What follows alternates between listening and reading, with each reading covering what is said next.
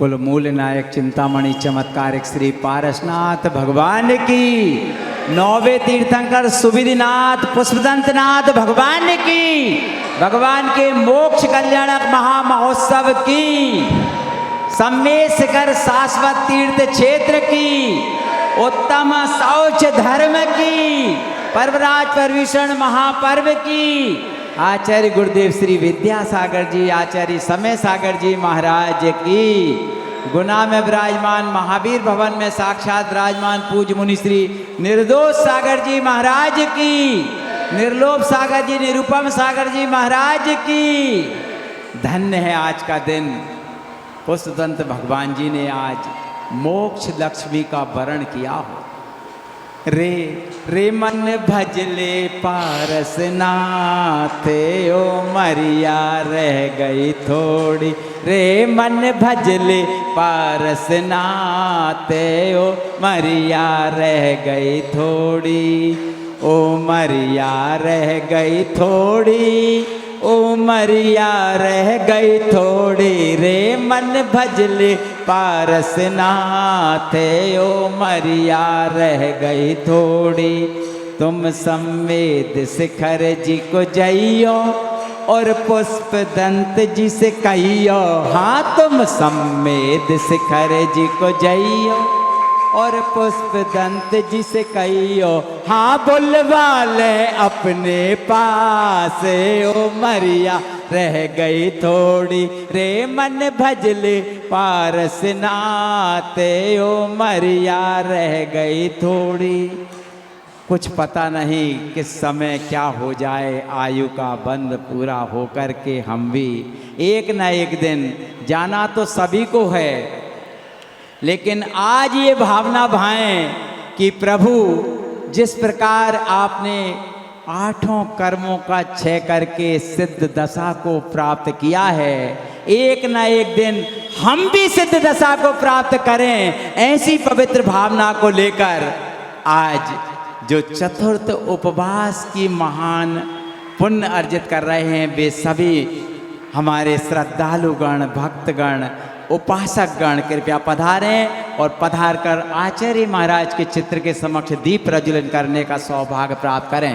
सभी महिलाएं, सभी पुरुष, बहनें, भैया, युवा, जितने भी लोग चतुर्थ उपवास करने का आज कर रहे हैं तो कृपया पधारें, महाराज श्री से आशीर्वाद भी ले लें और खजुराहो में विराजमान आचार्य समय सागर जी महाराज से भी आशीर्वाद ले लें कि हमारे, क्योंकि प्रकृति ने तो अनुकूल बना दिया है समय, हमको संबल प्रदान हो, ऐसी पवित्र भावना को लेकर के आज दीप प्रज्वलन करेंगे।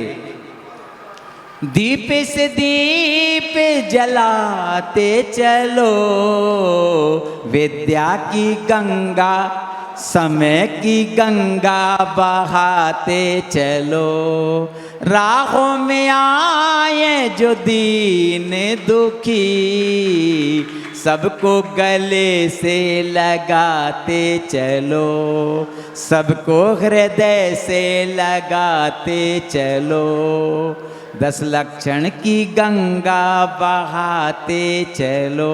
बोलो आचार्य गुरुदेव श्री समय सागर जी महाराज की। आज चतुर्थ दिवस उत्तम शौच धर्म का परम पावन दिवस है। आपके मन में आ रहा होगा कि ध्यानत राय जी ने जो पूजन लिखी है उसमें तो आज उत्तम सत्य धर्म लिखा है, लेकिन आप शौच धर्म क्यों कह रहे हैं?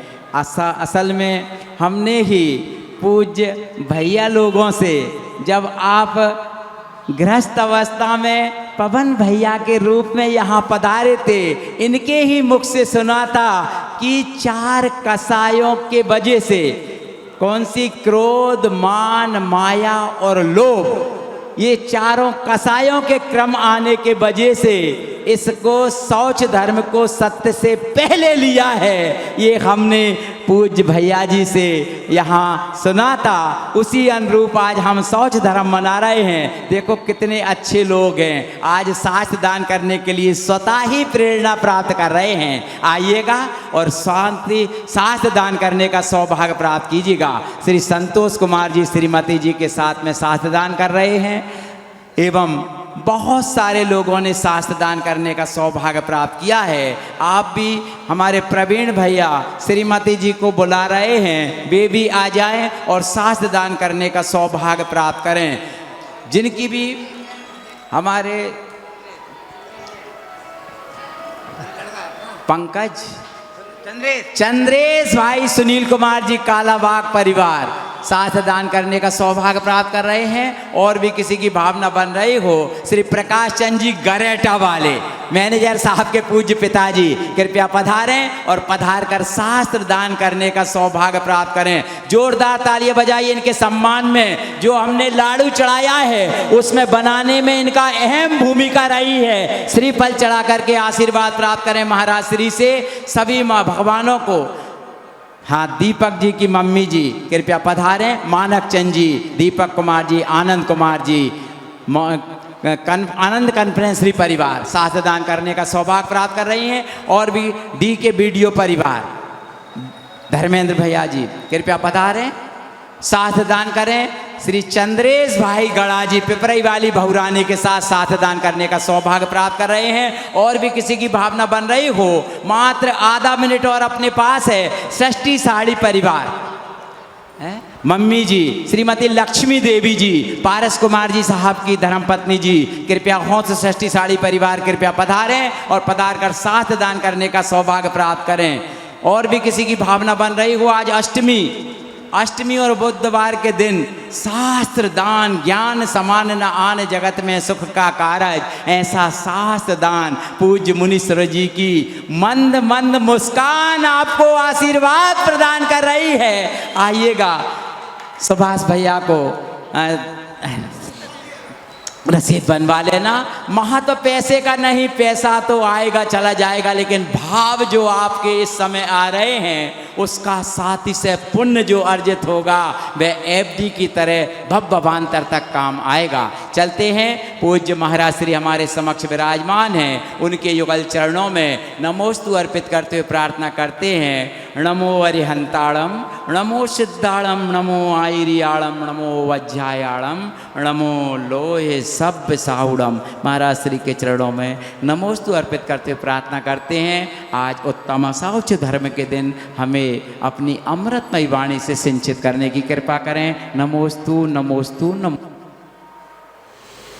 बोलिए अनंतान सिद्ध परमेष्टि भगवान की, 24 तीर्थंकर भगवान की, चिंतामणि पार्श्वनाथ भगवान की, आचार्य गुरुवर 108 विद्यासागर जी महामुनि महाराज की, आचार्य प्रवर 108 समय सागर जी महामुनि महाराज के, मुनीश्री निर्लोभ सागर निरुपम सागर जी महाराज की, पर्वराज पर्युषण महापर्व की, उत्तम शौच धर्म की,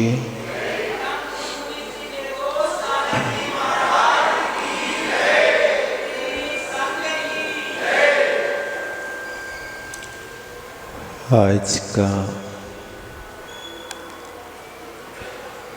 पावन पर्व का दिवस उत्तम शौच धर्म।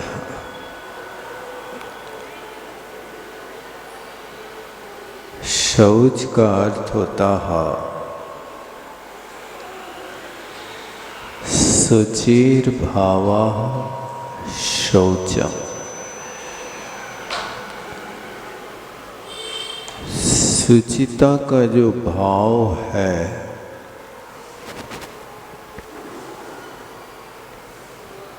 उसको शौच कहते हैं। पवित्रता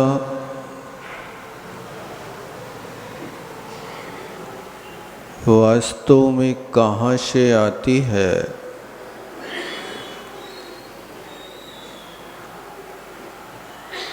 इसको आगम के परिप्रेक्ष्य में अच्छी तरह से जानना चाहिए।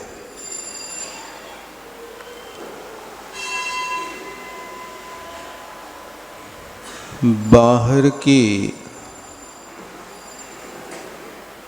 पवित्रता करने में, लोग शुचिता करने में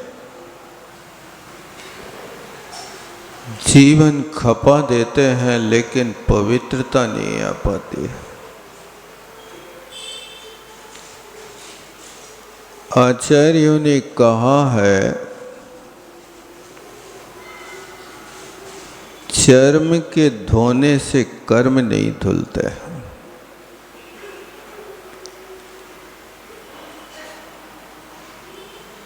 इस चर्म के धोने से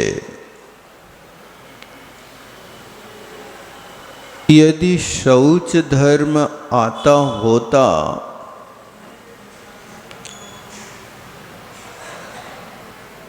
तो असंख्याति जलचर जीव पानी में रह करके ये सब पवित्र हो जाते हैं। जैन सिद्धांत बाहर की स्नान आदि क्रिया को शौच धर्म नहीं मानता। जैन सिद्धांत कहता है, प्राणी सदा शुचि, शील, संयम, ज्ञान, ध्यान प्रभावत है।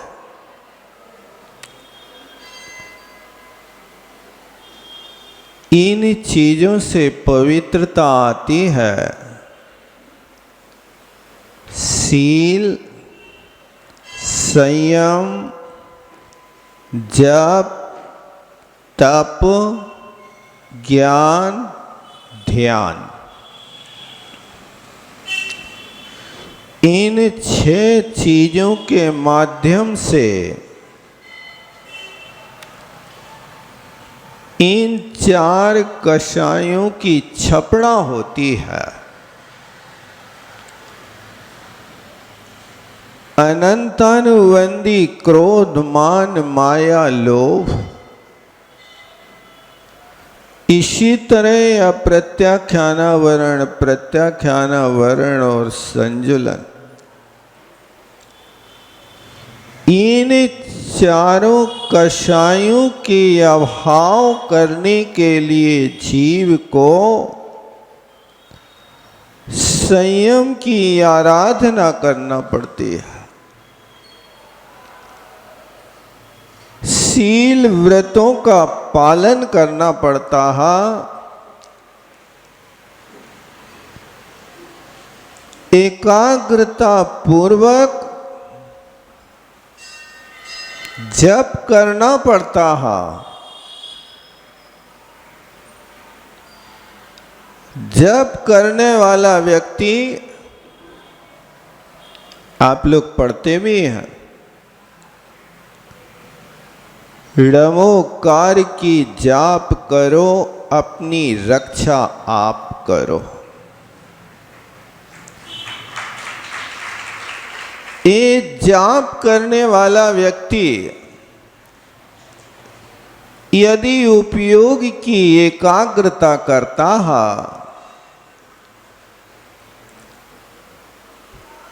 तो पंच परमेष्टि के वाचक 5 पद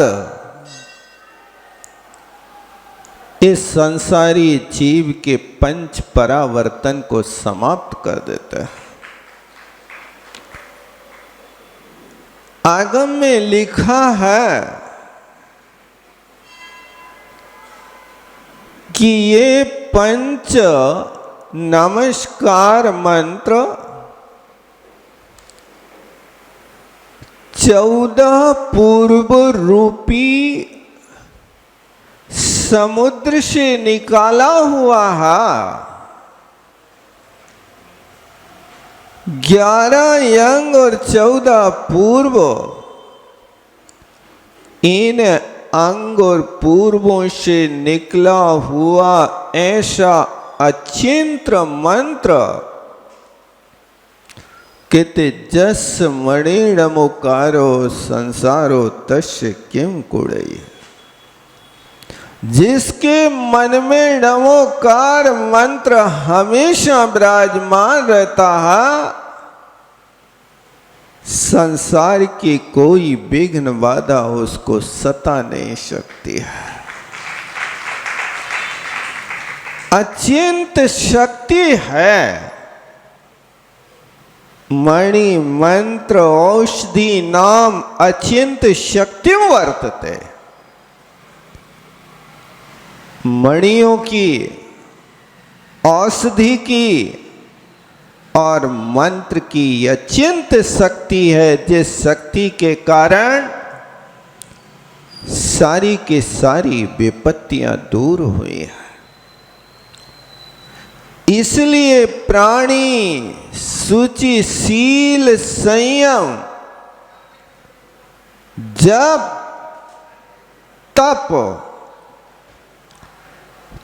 तप करो, निरपेक्ष वृत्ति से करो।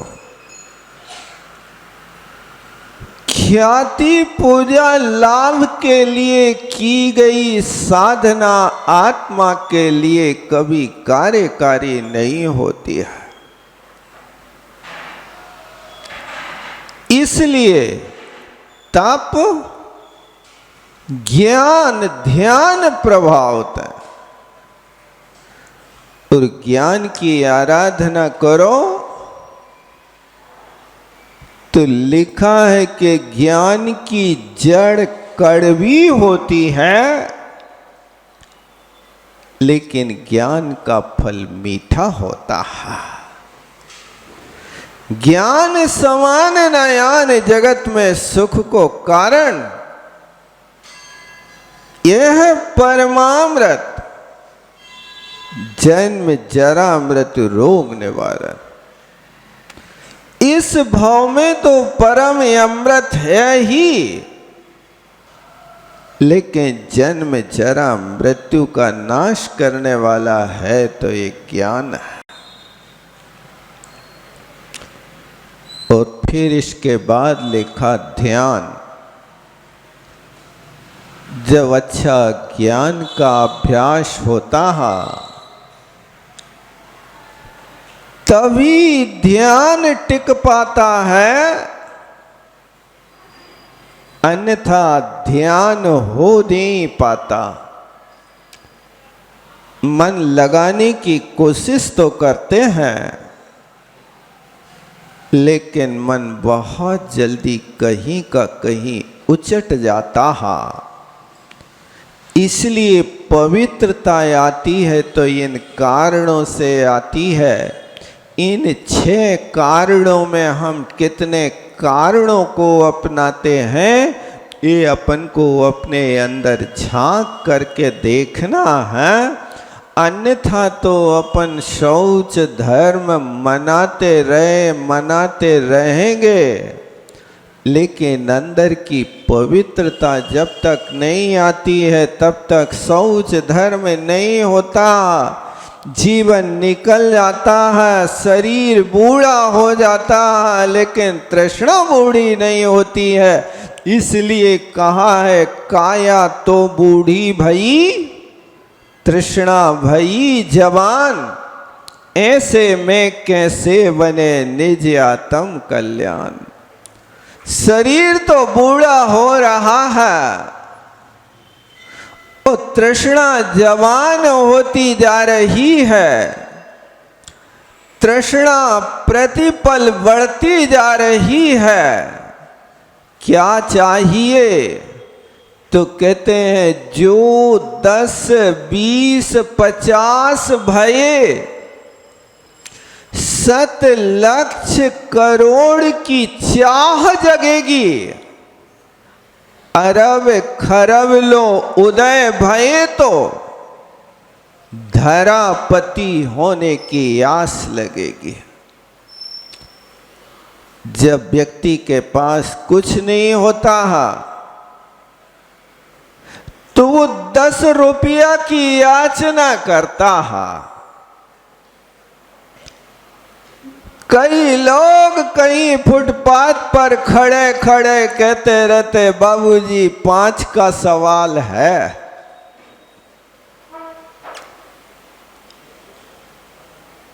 बाबूजी 10 रुपए की बात है। अब सामने वाले से 10 रुपया मंगा रहा है,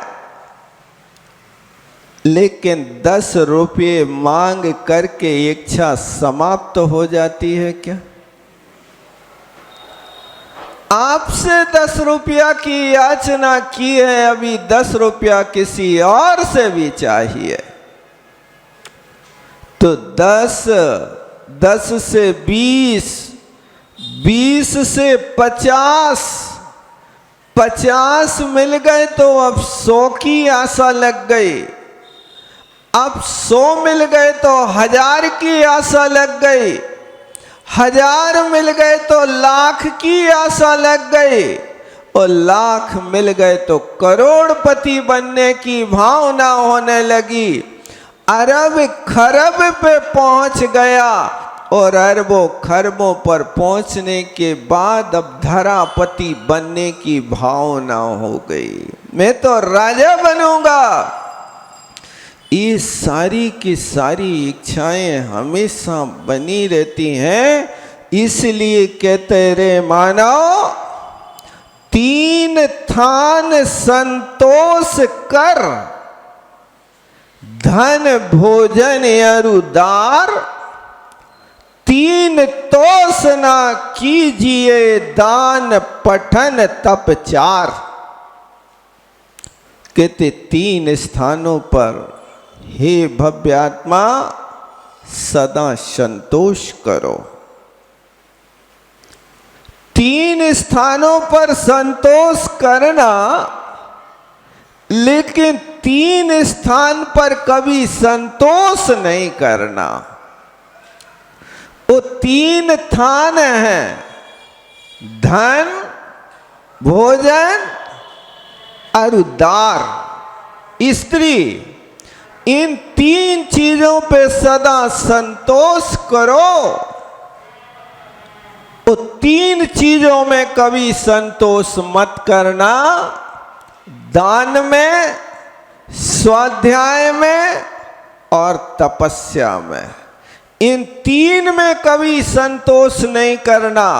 और इन 3 में हमेशा संतोष करना, क्योंकि धन की एक ऐसी तृष्णा होती है कि जैसे खारे बरा खाने से प्यास लगती है, इसी तरह धन भी हमेशा आस बढ़ाता रहता है। इस धन के पीछे लोग पूरी जिंदगी खपा देते हैं। किस लिए दौड़ है? बस इसी के लिए तो दौड़ है। 1 रोटी 2 लंगोटी 3 गज कच्ची जमीन, जिंदगी में 3 चीजें जोड़ता है आदमी। दौड़ते ही दौड़ते दम तोड़ता है आदमी। 1 रोटी की जरूरत है, 1 तन ढकने के लिए लंगोटी की जरूरत है, और शरीर आतप बारण से, बारिश धूप से रक्षा हो सके, इसलिए एक झोपड़ी की जरूरत है। इन 3 चीजों के लिए पूरी जिंदगी भर दौड़ लगाता रहता है। बहुत लंबी दौड़ है। धन के पीछे व्यक्ति अपने प्राणों की बाजी लगा देता है। एक गरीब व्यक्ति था। गरीबी क्या होती है ये तो जिनने गरीबी झेली है वो जानते हैं। कई लोग तो कहते हैं गरीबी की अपेक्षा मौत दे दे भगवान, पर गरीबी ना दे। गरीब होते कौन है भाई साहब? गरीब वे होते हैं जिन लोगों ने अपने जीवन में कभी दान नहीं दिया, क्योंकि जो दान नहीं देगा तो लाभ कहां से करेगा। जिस व्यक्ति ने धर्म रूपी बैंक में अपनी पूंजी जमा करी है उसी व्यक्ति को तो लाभ होता है, और जिसने कुछ नहीं दिया, आपने अपने खेत में यदि कोई बीज नहीं बोया तो फल कहां से पाओगे। इसलिए एक दानांतराय कर्म है तो एक लाभांतराय कर्म भी है। दान और लाभ की जोड़ी है।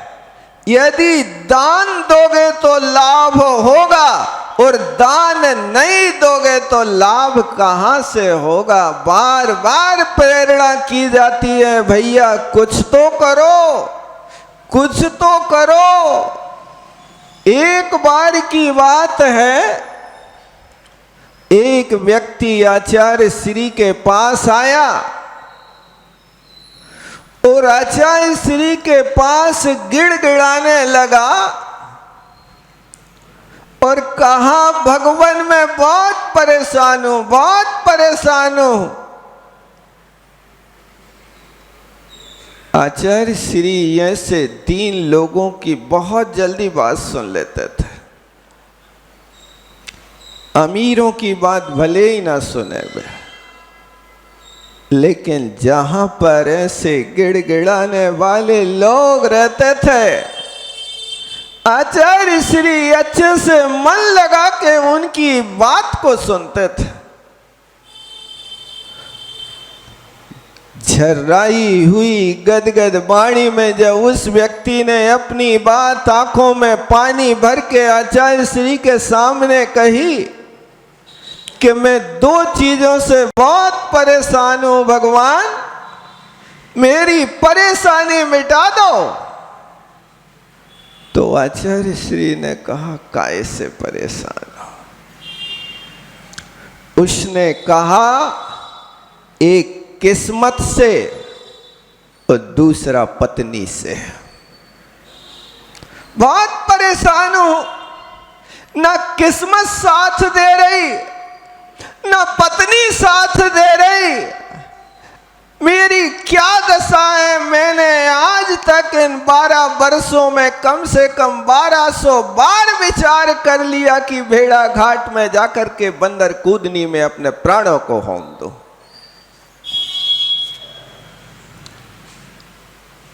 आचार्य श्री ने उसकी बात को सुन करके कहा,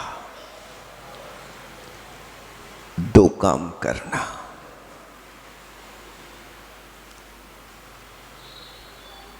एक तो जितना हो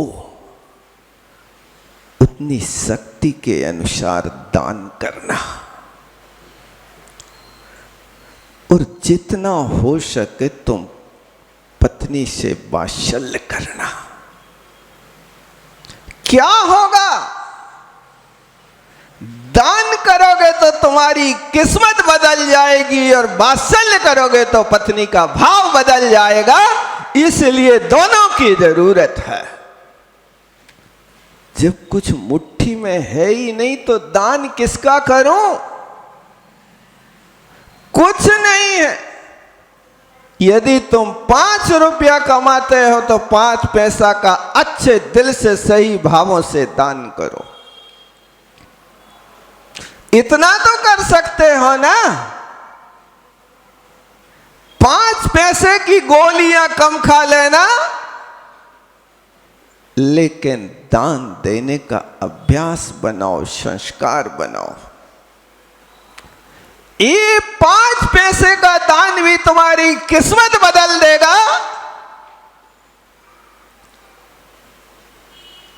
और तुम यदि वात्सल्य करते हो, तुमने आज तक अपनी पत्नी के ऊपर वात्सल्य नहीं किया, जिसके कारण तुम्हारी पत्नी तुमसे प्रसन्न नहीं रहती है।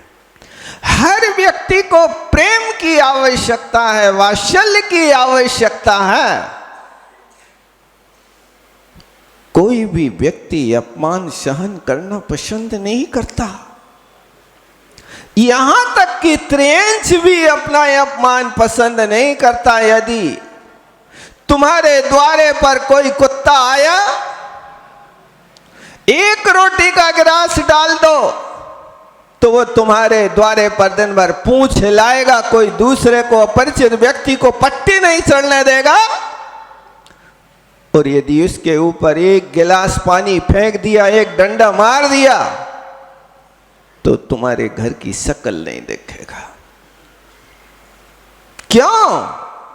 अपमान किसी को पसंद नहीं है।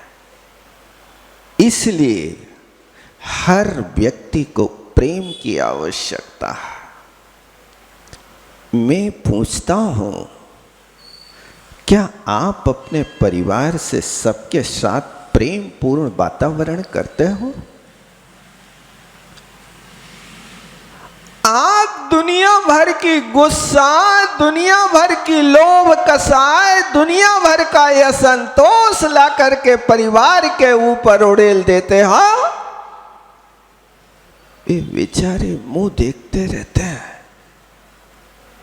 कि हमें इस कमाऊ पूत से कम पैसा ना मिले, कोई बात नहीं, प्रेम तो मिल जाए, प्रेम की एक दृष्टि तो मिल जाए। यदि आप प्रेम बांटना शुरू कर दो, तुम्हारा घर स्वर्ग बन जाएगा, परिवार स्वर्ग बन जाएगा। इसलिए किसी ने लिखा है, परिश्रम करो चुपचाप, अपनी अकल अपने पास, खुशियां बांटो आस पास, नफरत कभी न आए पास, पापों से तुम सदा उदास, देव शास्त्र गुरु अपने खास। यदि कोई खास है तो देव शास्त्र गुरु हमारे खास हैं। खुशियां बांटो आसपास। तुम लड्डू नहीं बांट पा रहे, कोई बात नहीं, लेकिन खुशियां तो बांट सकते हो ना। ये तो बिना पूंजी का व्यापार है। एक मुस्कुराहट ही तो देना है तुम्हारे लिए, और कौन सी वस्तु देना है। एक प्रेम भरी आलाप ही तो करना है। तुम्हें कौन सी पूंजी देना है। यदि ये आपके जीवन में आ जाए, बस खुशियां बांटो आसपास, कोई भी व्यक्ति आपसे दुखी ना हो। ये सबसे बड़ा शौच धर्म का पालन होगा। नफरत कभी ना आए पास। व्यक्ति ने 1000 भी गलती करी है तो भी नफरत ना आए, तो पहले ही दिन सीख के आ गए आप। पीड़े दुष्ट अनेक, बांध मार बहुविध करे, धरिए क्षमा विवेक, कोप न कीजिए पीतमा। ये लिखा है। हे प्यारे भाई,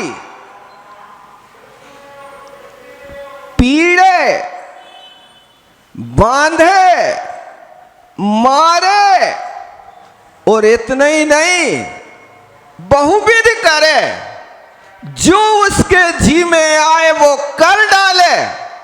तो भी बैर तहां ना धरे। ये पढ़ के आए कि नहीं आए? पहली क्लास में पहले ही दिन तो पढ़ा था ना। ये पंक्ति 10 लक्षण पूजा की है ना।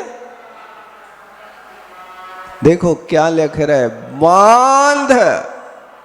बांधे वे हाथ पैर, और हाथ पैर बांध के मुंह में कपड़ा ठूस के और डंडा मारे।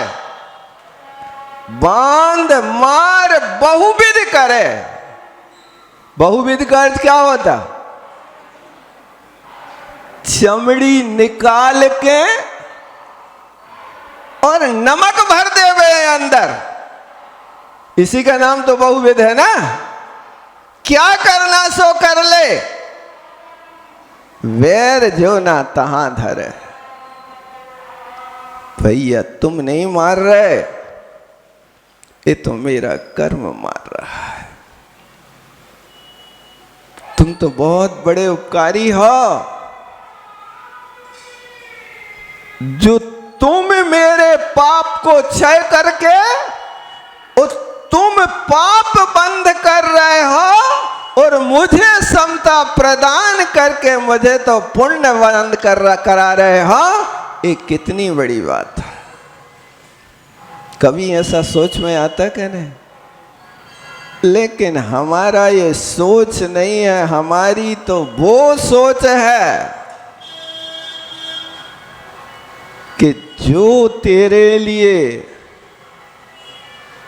कांटा बोवे उसको तू सूल बो, जो तेरे को चांटा मारे उसको तू भाला मारे। ये मेरा लक्ष्य है।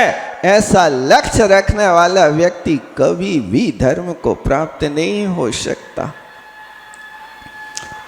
आचार्य श्री ने जब उससे कहा कि ये 2 काम कर लो, तुम्हारी किस्मत भी साथ देगी और तुम्हारी पत्नी भी साथ देगी। बहुत गजब का फार्मूला है। तुम लोग तो नहीं है कछु से परेशान, बता देना हमारे लिए। आप लोग तो नहीं हो सकते ना किस्मत से परेशान ना पत्नी से, क्योंकि सबके घर में लक्ष्मी देवी विराजमान है, सब आरती उतारते होंगे।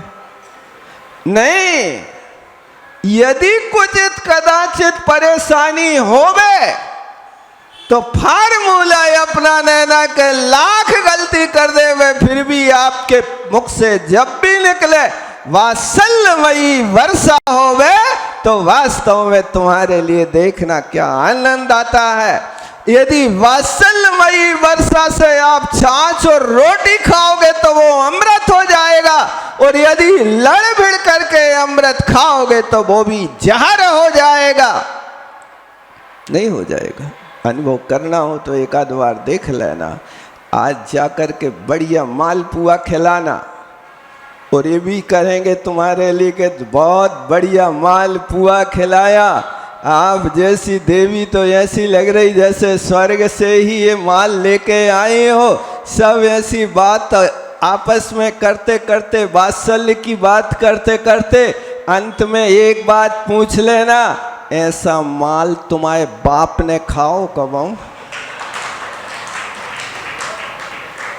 फिर देख लेना, पता चल जाएगा कि तुम्हारे पास जो अमृत का भोजन था, उस अमृतमयी भोजन ने एक कौन सा जहर घोल दिया। अरे प्रश्न ही तो पूछा है, तुम्हारे बाप ने खाया है, इसमें गलती क्या है बताओ। लेकिन शांत रह पाओगे कि नहीं रह पाओगे? हमारे बाप को दौड़ती है तो मैं दौड़ नहीं रही, मैं तो सवाल कर रही हूं। तब तो तुम्हारे अंदर का वात्सल्य है। ऐसा पूछ भी लेवे तो भी कहना हाँ देवी जी, हमारे बाप ने तो नहीं खिलाया, लेकिन तुम्हारे बाप ने ऐसी बिटिया पैदा करी कि स्वर्गीय भोजन खिला रही है। देख लेना, तुम्हारे घर में शौच धर्म प्रकट हो जाएगा। आनंद की वर्षा होने लगेगी, वैसा वात्सल्य वर्षाना शुरू कर दो। इसलिए वो गरीब अपनी गरीबी मिटा लेता है, आचार्य भगवान के वचनों को ब्रह्म वाक्य मान लेता है। जो भी बचेगा आज जेब खर्च नहीं करूंगा, आज तो दान करूंगा। आप लोग भी इस तरह से यदि अपने जीवन को अपना लो, लोग हजार हजार रुपया के गुटखा और सिगरेट पी रहे हैं, 40 पाउच, वो 40 गुटखा। एक लड़का सागर का आया, 1.5 करोड़ रुपया जुआ में हार गया, मम्मी पकड़ के लाई, महाराज इसको सिखा दो कुछ। वो कहता महाराज मेरी तो आदत पड़ गई, मैं अब इसको नहीं छोड़ सकता हूं, मर सकता हूं लेकिन इसके बिना नहीं रह सकता। मैंने पूछा कि अकेला जुआ खेलता कि कुछ और भी करता? तो मम्मी ने कहा कि पाउच और सिगरेट, 40 गुटखा 24 घंटे में, उस 40 सिगरेट, 1000 रुपया दिन का खर्च कहाँ से लाते हो बेटा? भाग्य दे देता है, दाव लग जाता है, कहीं जीत जाता हूँ तो फिर इस तरह से काम होता रहता है। ये क्या जीवन बना रखा है आपने अपने जीवन के। जो अमूल्य क्षण हैं उसमें से अपने तन के लिए थोड़ा कम खर्च करो और हमारे जो प्रभाव है वो सुधर जाए। इसलिए जेब खर्च कम करके मंदिर की पेटी भरो। ये करोगे तो वास्तव में तुम्हारा भाग्य खुल जाएगा। और बस फार्मूला अपना लो, तुम्हें अपने घर को स्वर्ग बनाना है तो चिड़चिड़ाना बंद कर दो, एक दूसरे के साथ नोक झोंक करना कम कर दो, आपस में एक दूसरे के प्रति दाम्पत्य जीवन झगड़े से बचना है तो एक बार कहा कि घी लाना, हाँ घी अभी बस घर से निकले, घी पहले आएगा, दुकान बाद में जाएंगे। एक बार कहा कि आज मेरे लिए ठड़ूला खाना, बस आप थाली पे बैठो, ठड़ूला तैयार मिलेंगे। यदि एक दूसरे की पूर्ति आप लोगों ने कर दी तो आपके घर में वात्सल्य वात्सल्य ही बरसेगा, आपके यहाँ झगड़ा नहीं होगा। लेकिन खाना आज ठड़ूला है, वो बनाएंगे 8 दिन बाद, लाओ उड़दा, गलाओ पीसो, फिर उसके बाद बनाओ। एक दिन में होत का तुमने बात कही और गदिया पे आम जम गओ नहीं। अब समझाने की कोशिश करता है, 8 दिन कौन धैर्य रखेगा। इसी तरह तुम्हारी आदत है कि आज 1 किलो घी मंगाया, आज नया है, 8 दिन बाद आ है, क्यों? अभी तो रखो हुई है ना उनकी तिजोरी में। तो तुम लोग भी गलत करते हो, जब मांगा है तभी से उनको नहीं ला पाए तो बिना घी की रोटी खिलाओ। अब 8 दिन तक न लाए तो तुम कहीं से जुगाड़ लगा के 8 दिन तक घी खिलाते रहो, सुबह भी सुचंद्र हो जाते। नहीं, एक दूसरे के पूरक बनने का नाम ही तो धर्म है, अन्यथा क्या वस्तु है। ये तो त्रियंच भी अपने जीवन को जीते रहते हैं, लड़ भिड़ करके करते रहते हैं, ये कोई जिंदगी नहीं। जिंदगी धर्म के साथ होती है तब जाकर के धर्मात्मा कहलाते हो, अन्यथा तो कुछ भी होने वाला नहीं। वो गरीब बेचारा वहाँ राजा के पास गया, कहा भगवान हमारी गरीबी मिटा दो। और राजा ने उसकी गरीबी को देख करके वास्तव में कहा ठीक है, मैं तुम्हारे लिए जमीन देता हूं, आप राज दरबार से लेकर के दौड़ लगाओ, वहां तक दौड़ते जाओ, वहां तक जब एक बार में तुम जितना दौड़ सको उतनी जमीन तुम्हारे नाम से हो जाएगी। दौड़ लगा लो। बस इतना है कि सूर्य अस्त होने के पहले राज दरबार में अपनी एंट्री कर दो। अब वो बेचारा इस बात को सुन करके दौड़ लगाता है, दौड़ लगाता है, लगा रहा है। अब थक जाता है, प्यास लगती है, सोचता है कि अब यदि रुक जाऊंगा तो ये तो नहीं मिलेगी, इससे आगे नहीं मिलेगी। और शक्ति लगाता है, फिर दौड़ रहा, फिर दौड़ रहा, दौड़ रहा। ना भोजन करना, ना पानी पीना, बस दौड़ है। जन्म से मरण तक दौड़ता है आदमी, यही दौड़ लगा रहा है। अब वहां से लौट के भी आना के सूर्य अस्त होने के पहले राज दरबार में उपस्थित होना है। अब वहां से लौट करके आया, दौड़ते दौड़ते जब यहाँ आया तो राज दरबार की देहरी को लांग नहीं पाया और यहाँ गिरा और मूर्छित होकर के जिसके प्राण पखेरु उड़ गए। एक धन की लिप्सा में पानी छोड़ दिया, भोजन छोड़ दिया, विश्राम छोड़ दिया और सब कुछ छोड़ करके दौड़ रहा है। यदि रुकूंगा तो इतना ही मिलेगा, इससे ज्यादा नहीं मिलेगा। यही दशा तो आज के मानव की है। जैसे उस व्यक्ति ने धन के पीछे अपने प्राणों की बाजी लगा दी, यही तो प्राणों की बाजी लगा करके हम यहाँ पर काम करते जा रहे हैं और अपनी कोई खबर नहीं कि हमें आगे क्या करना है।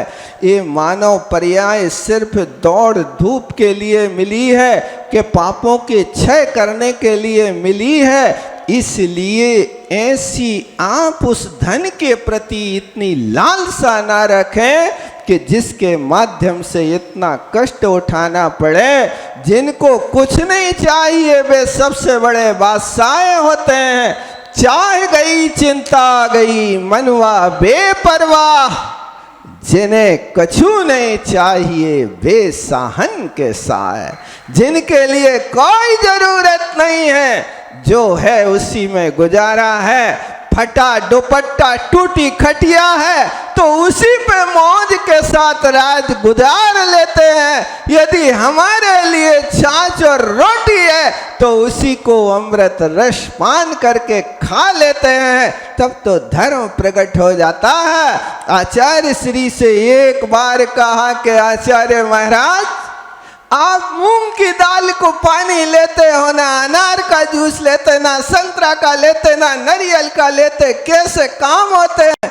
तुम क्या जानो, उसी दाल के पानी में सारे जूसों का स्वाद ले लेता हूँ।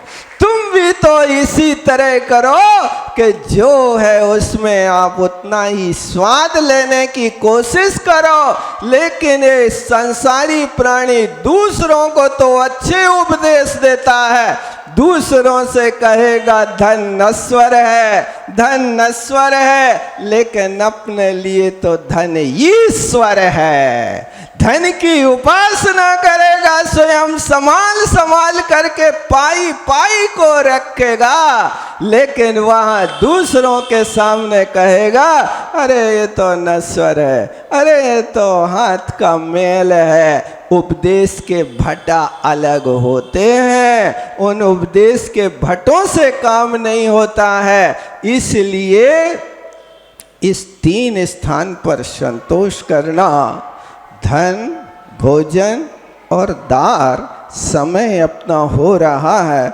बहुत सारी बातें शौच धर्म पे हैं, लेकिन अब समयाभाव होने के कारण यही विराम लेता हूँ। बोलो आचार्य गुरुवर विद्यासागर जी महामुनि महाराज की।